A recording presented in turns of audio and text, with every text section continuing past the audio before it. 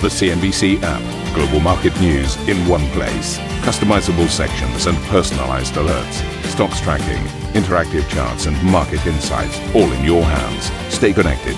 Stay informed. Download the CNBC app today.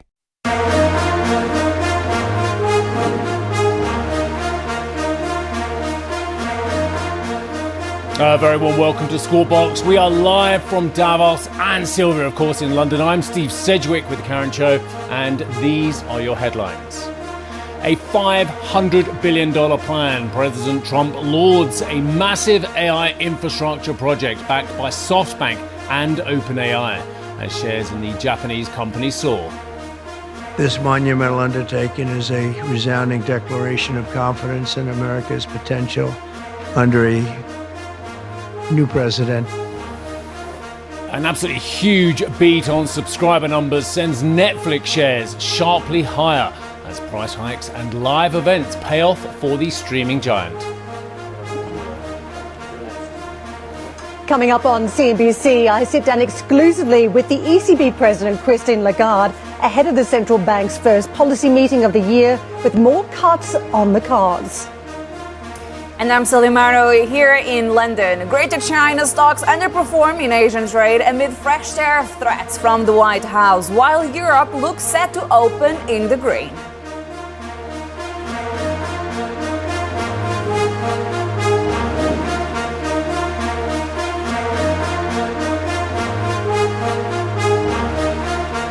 Well, a very big warm welcome from Davos. An extraordinary 24 hours by anyone's standards as well, both in Washington, D.C. and here on the ground in Davos, where one of the, biggest events was President Zelensky pleading to European partners to support Ukraine more and indeed to wake up to the fact that they can't rely on the US for defence going forward as well. We'll come to that with my next guest in a few moments' time.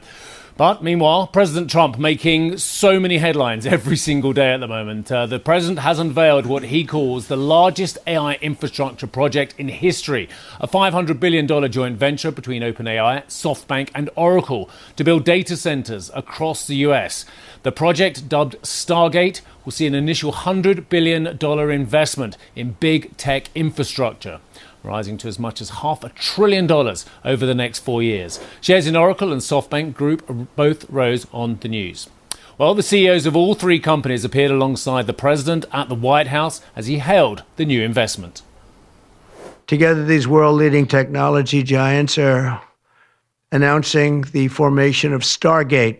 So put that name down in your books, because I think you're going to hear a lot about it in the future. A new American company that will invest $500 billion at least in AI infrastructure in the United States and very, very quickly, moving very rapidly, creating over 100,000 American jobs almost immediately. This monumental undertaking is a resounding declaration of confidence in America's potential under a new president. Oh my goodness me, what a blockbuster day we have for you from Davos. We're going to be joined by the new EU commissioners. Well, they've been around a bit, but they're new in their new roles. EU commissioners Valdis Dombrovskis and Teresa Ribera, Poland's finance minister and the CEO of Prosus. We're also going to hear from the CEOs of Merck AG, Spanish Prime Minister Pedro Sanchez, NATO Secretary General Mark Rutte. So many interviews. Karen. And, of course, don't miss our very special interview here from the CNBC Lounge. I'll be sitting down with the ECB President, Christine Lagarde. We're going to be talking about some of the big issues that have been discussed here in Davos, a lot of reaction to Trump, and, of course, monetary policy. So that conversation coming your way at 9:10 CET. Steve. President Trump has repeated his suggestion that the European Union could face fresh tariffs.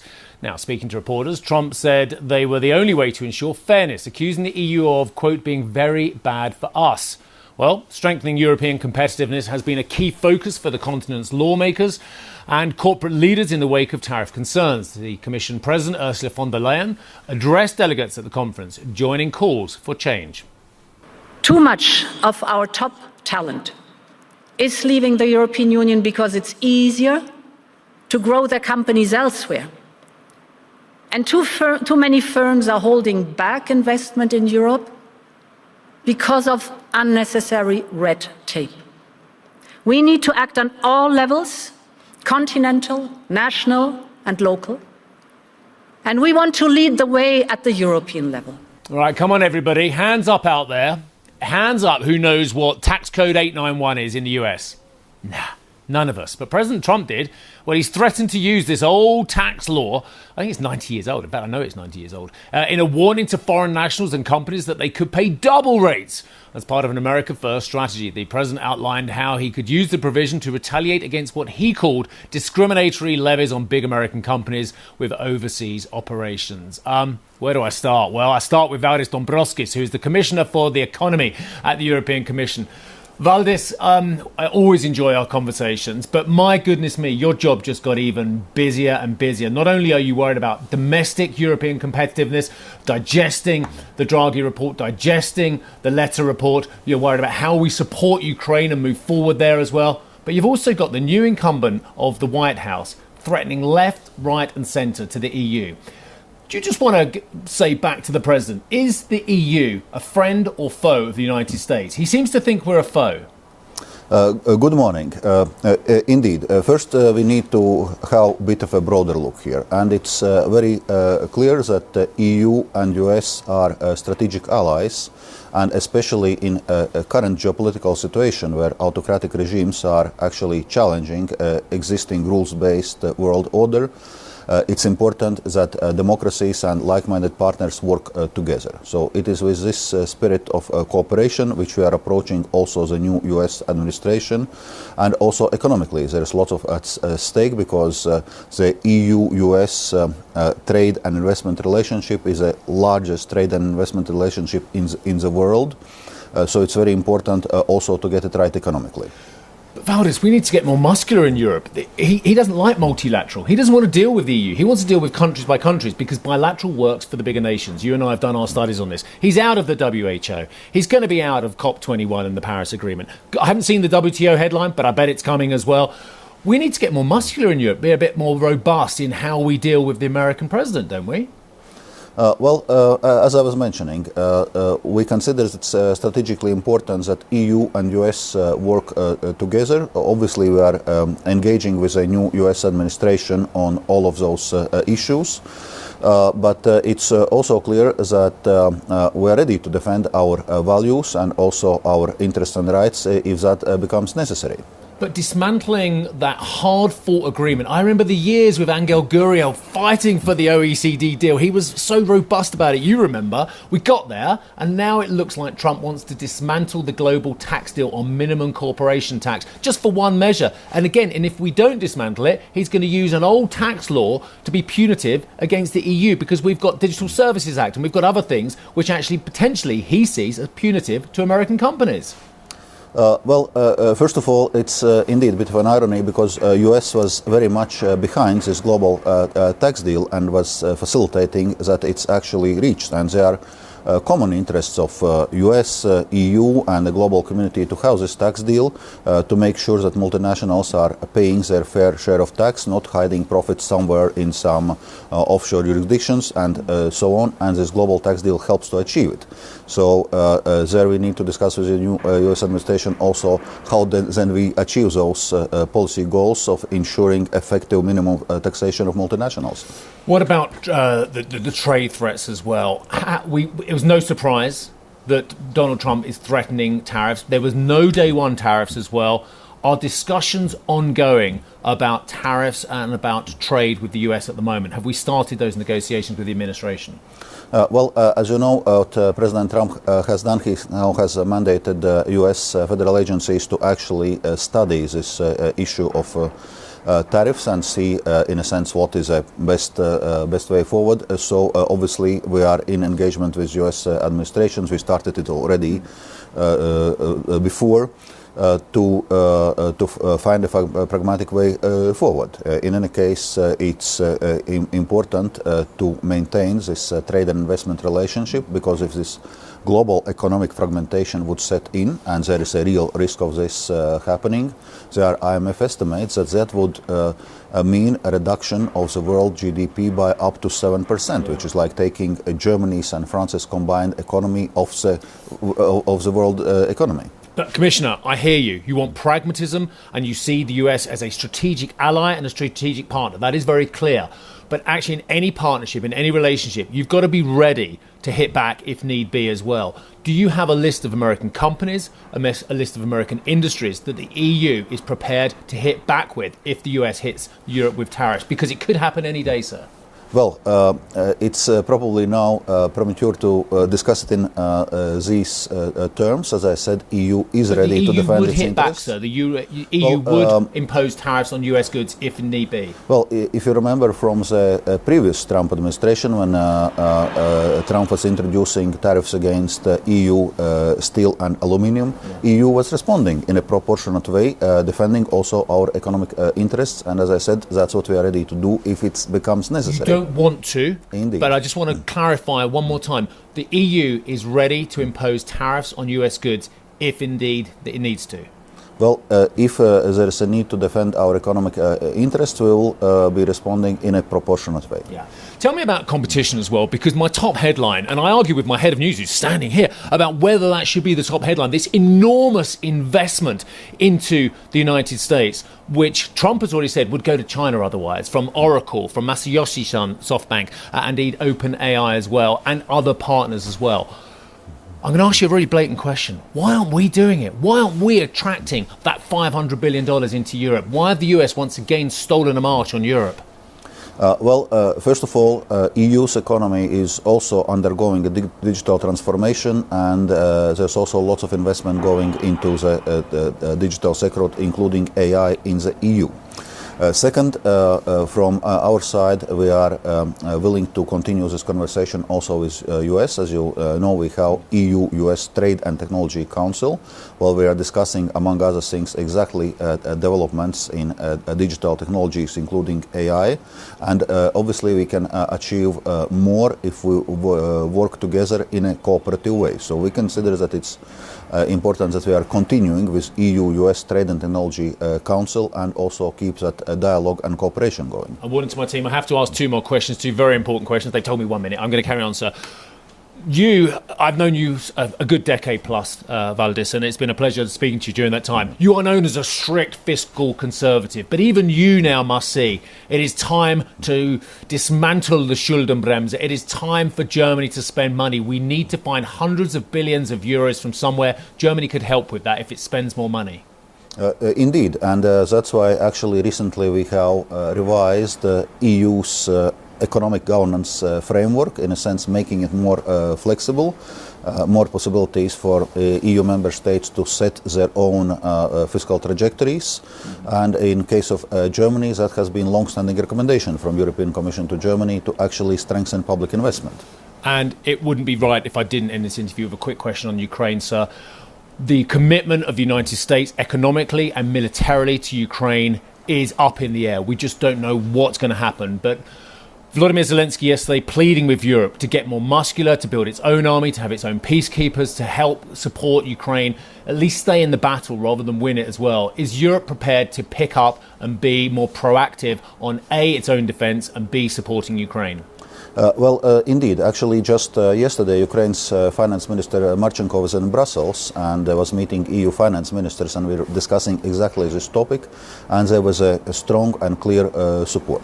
So as regards the financing need for Ukraine, it's actually broadly covered already for this year, but indeed where we need to step up is military support and weapons deliveries. Commissioner, we have to leave it there. I could carry on for a long, long time, but maybe we live in interesting times, as they say, and my goodness me, your new commission has a job on its hand. Thank you very much indeed for joining me, as ever. Valdis Dombrovskis, who is the Commissioner for the Economy at the European Commission. Well, let me just tell you that France's finance minister has confirmed he received backing from Brussels for his deficit reduction plan. The new French government is targeting a deficit of 5.4%. Which I think, according to the guy next to me, it actually should be 3%, but we'll go with 5.4% at the moment, which is above that 3% limit. France has pledged to get there, at some stage. It says 2029, but let's be brutally honest, who knows when.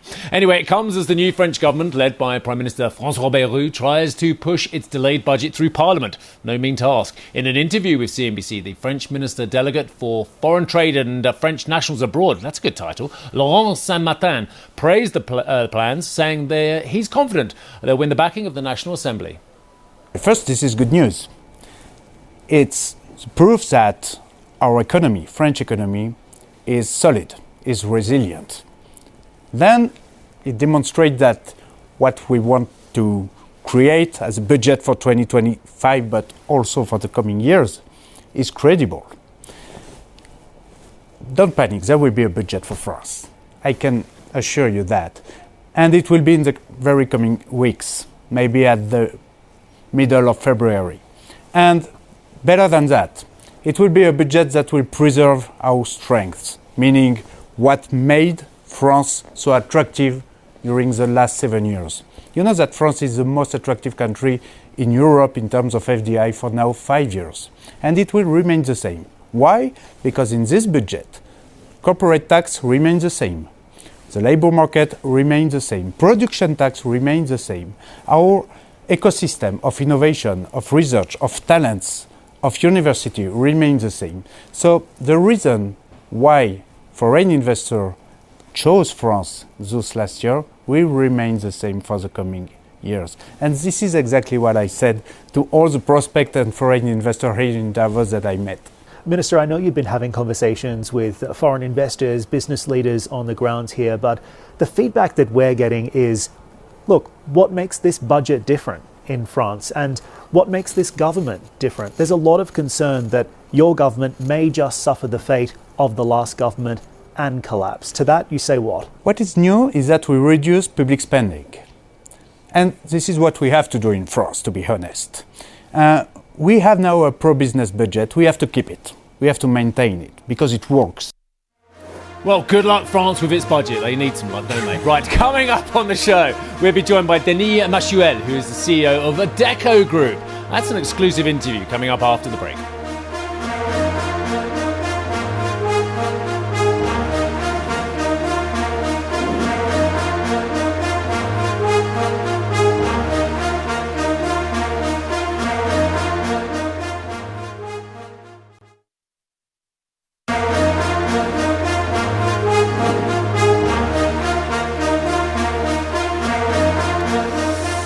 Get loath to say the following, that, for instance, AI is dominating discussions here in Davos. It's not, but it is one of the central thematics. There is no doubt about it. If you really want to know what's dominating discussions, it's Trump. But AI is absolutely up there. And the top drag is always a great barometer here in Davos of what's going on. And you can't move for AI. It used to be, 5G or something, then it was cloud, but now it's all about AI. Oh, Bitcoin, that was always a big one as well. Anyway, industries across the world grappling with the impacts of technical and technological advances. We've spoken to policymakers and executives about AI disruption. This is a technology that no one today really appreciates truly. The level of disruption that's going to create, affecting everything. I think AI is the great hope for optimism. I think it's the great chance because it's going to improve our workability. It's your partner and it's your enabler to be smarter, better, faster. You need to create value with the job you do. Leveraging AI and knowing how to do that, I think, is a very important thing. We do see, Steve, that skills such as, how resilient are you? How resourceful are you? Do you deliver the results? Do you communicate well? Those skills are definitely on the rise in terms of demand. I'm delighted to welcome to the set Denis Machuel, who is the CEO of Adecco Group. Denis, lovely to see you. I'm going to leave the AI questions to Karen because that is her forte as well.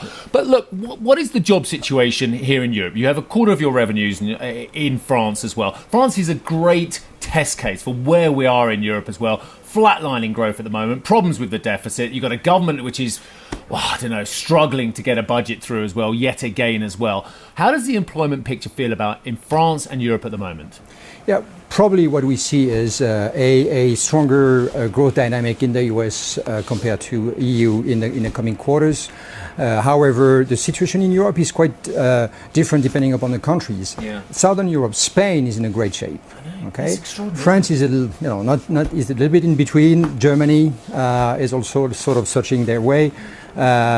On the long term, we believe that it's still a great market for us, with what Ursula von der Leyen said yesterday, if EU gets its act together, then that's the old Spartan answer. If the laconic answer, but let me just disentangle what you've already said. The US. Far stronger or stronger than what we're seeing in Europe at the moment. Once again, my headlines are dominated by the US sucking in global capital, whether it was IRA and CHIPS Act under Biden, whether it's AI and the golden era under Trump already as well. I hear what you're saying about von der Leyen saying, we're going to act. What we're going to, not we are. We have to move from talking about it to doing it. Do you see any sign that we're doing it? I think there's definitely a political will. When we hear yesterday about cutting red tape, reducing bureaucracy, it's an imperative. The Capital Markets Union is a great sign that that this could also inject massive investment that is needed. If you look at what's happening in the U.S., we also love the U.S. It's a very important market for us. We do more than 10% of our revenue there, and we see the labor market overall, except for LATAM and Asia Pac, has been a little bit quiet for the past several quarters, but we see a pickup in the U.S., which is very encouraging. Great. So we believe over time Europe will definitely catch up. All right, well, somebody's in a lovely warm lounge at the moment. She's got a question for you. Hi, Karen. Oh, it's lovely and cozy. Good morning to you, Denny. Let me ask you about AI, because this enormous announcement overnight from Trump about this new venture to invest in AI. I was having a fascinating conversation yesterday about digital inclusion. Already there are concerns that jobs of the future, they're going to be difficult for some people to access. They won't have the skill set. Industry simply will not be built in their own backyard. This investment threatens to suck capital into the United States, perhaps at the expense of other jurisdictions. Will the best jobs in the future, AI jobs for the future economy, will they be concentrated in the United States now thanks to this early investment? Well, definitely there's going to be massive. So first of all, the 500 billion is no surprise.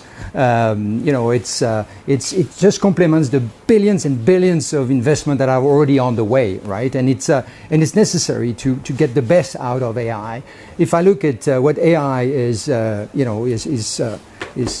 preparing for all of us, it's both an opportunity and a responsibility.